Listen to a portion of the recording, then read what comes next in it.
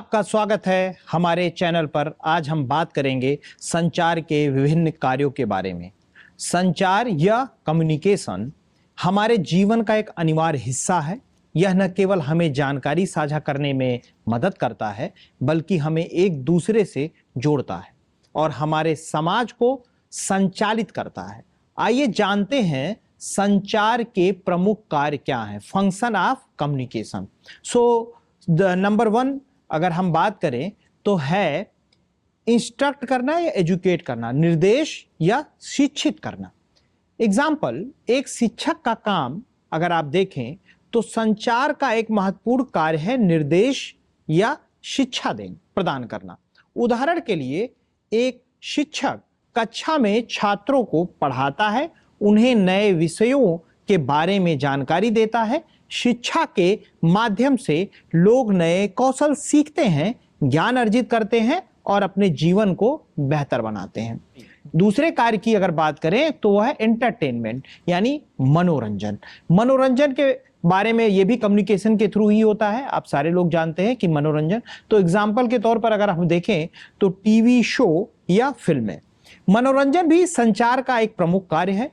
TV show, फिल्में, संगीत और अन्य कला रूपों के माध्यम से हम अपने जीवन में खुशी और सुकून पाते हैं।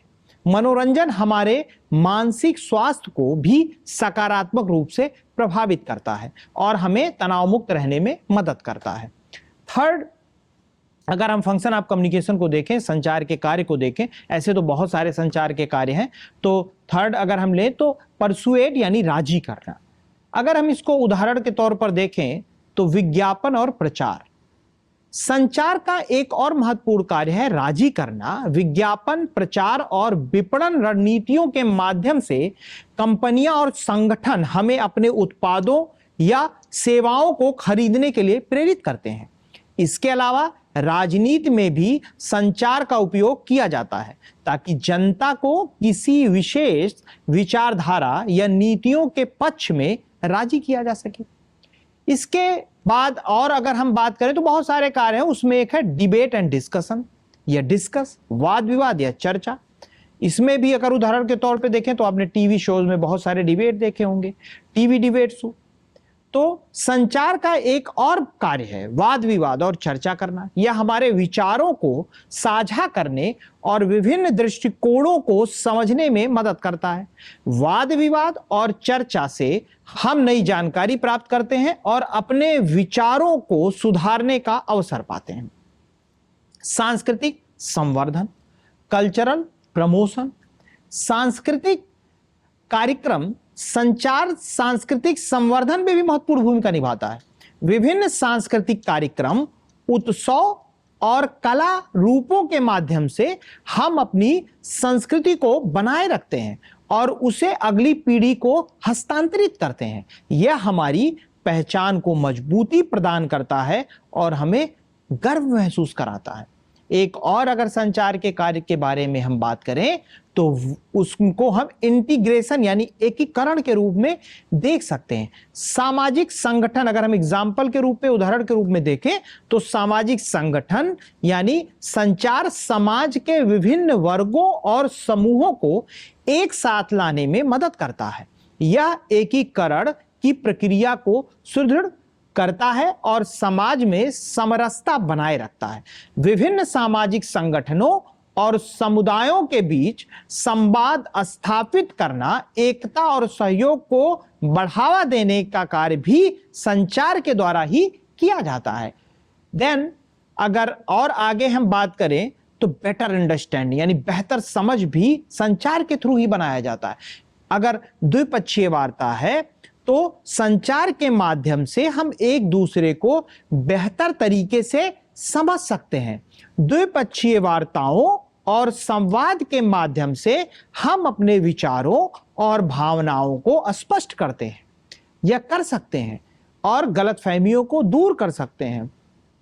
इसके आगे संचार के कार्य में नए कौशल यानी न्यू स्किल्स, अगर उदाहरण के तौर पर देखें तो कोई वर्कशॉप जैसे है या कार्यशाला, तो संचार नए कौशल सीखने में भी सहायक होता है।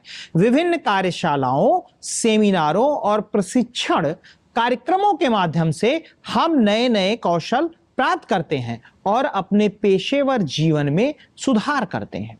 कम्युनिकेशन के थ्रू हम एक बेहतर परफॉर्मेंस भी कर सकते हैं, इंप्रूव परफॉर्मेंस, ये भी एक कार्य है, बेहतर प्रदर्शन।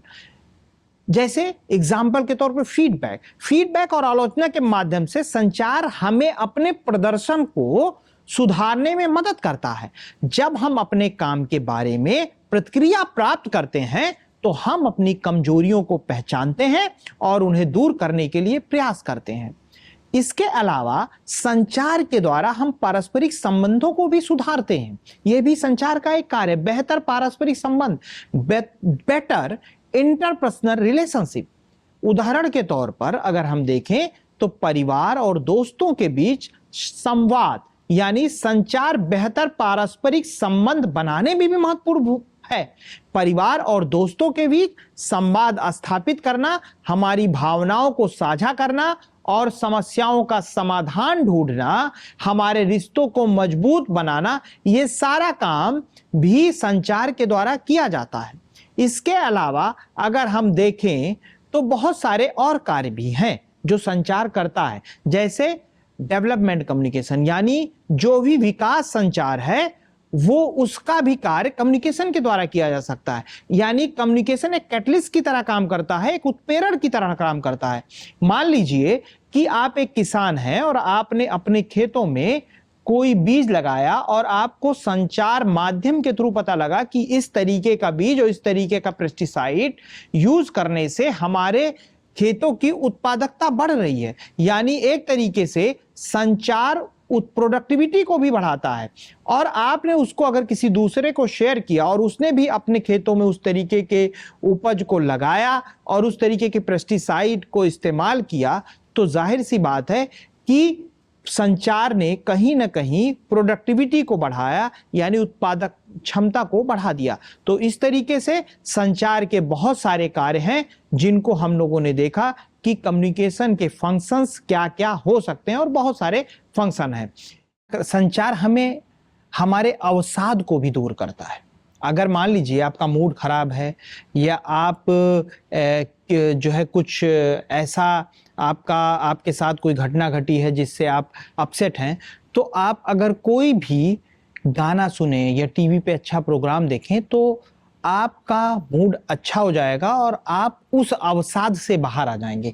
तो संचार का एक कार्य अवसाद को दूर करना भी है, यानी आपका मूड अच्छा बनाने का कार्य भी संचार करता है। इस तरीके से अगर हम बहुत सारी चीजें देखें, जैसे प्रोडक्टिविटी है यानी उत्पादन क्षमता संचार के थ्रू बढ़ता है, आपका ज्ञान संचार के थ्रू बढ़ता है, तो इस तरीके से हम बहुत सारे और कार्यों को भी देख सकते हैं। इसके साथ ही और बातें अगले वीडियो में। तब तक के लिए नमस्कार। आप हमारे चैनल को लाइक कीजिए, सब्सक्राइब कीजिए और शेयर करिए। बहुत बहुत धन्यवाद।